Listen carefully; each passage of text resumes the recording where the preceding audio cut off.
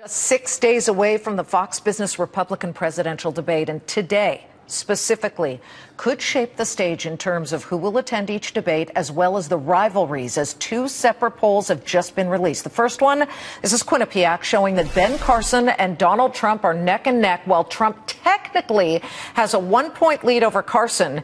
Given the margin of error, it's being called a statistical tie. We will find out in just a few hours, when the latest Fox News poll comes out, whether that is confirmed. I want to bring in Liz Chadderdon. She's a Democratic strategist, and John Hart, editor-in-chief at Opportunity Lives. It's great to have you both. Look, we cover this like a horse race, but I am wondering if we've got that all wrong, if we should be covering it like a marathon. Because, John, when you figure exactly what polls tell you, we know that things do change. Are we being incorrect in the way we're assessing what's going on right this minute?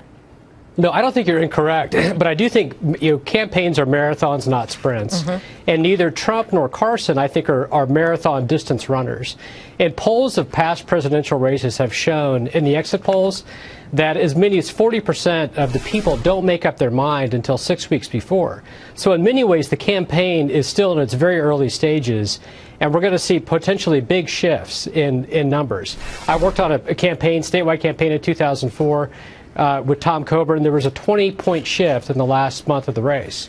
Okay. So I think the question is, who is best suited to compete in the last few weeks of the campaign? And I have a hard time seeing either Trump or Carson being that person. Lizzie, what do you think?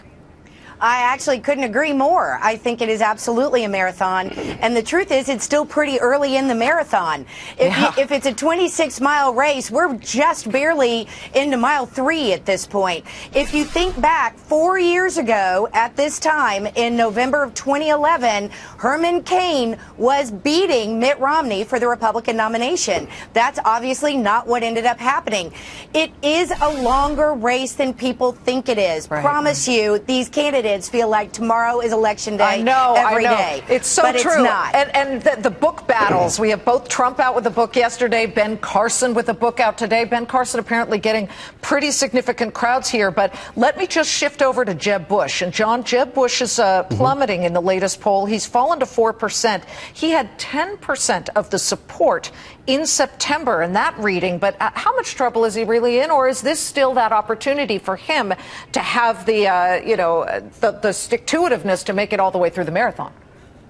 Yeah, I think, Jeb has obviously had some difficulty with the past debate, but it is early, and I think he can turn things around. And Jeb's greatest attribute is his record. I mean, he has a proven conservative record, and I think ultimately the reason that there's so much angst and anxiety in the country is that the American people want someone who's capable of solving problems. And Jeb Bush has a very compelling case to make that he can do that. Now, some of our other candidates can as well, but I do think that Jeb, with both his experience and his proven ability to mount a long-term race, I think he could be there for the long haul.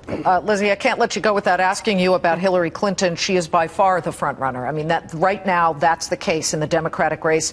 When paired against or faced up against some of the Republicans, she beats Trump handily, but she does not beat Carson, Rubio, or Cruz, or even Chris Christie for a general election, with the caveat that it's still so early. What do you make of that? I think it is really early, and I think it's way too soon for us to be looking at this as a national election. What we know is that in the end, this is going to come down to between 5 and 8 states that are going to decide this presidential election. And I think if you went into those states right now and looked at Hillary Clinton's numbers and looked at any of the 15 Republican numbers, I think, frankly, the majority of voters would be undecided, which is exactly where they should be. It's a fledgling campaign. We're not there yet. We started with John. We'll end with Liz, because we're fair and balanced here at Fox Business. Great to see both of you. Thank you so much. Thank you.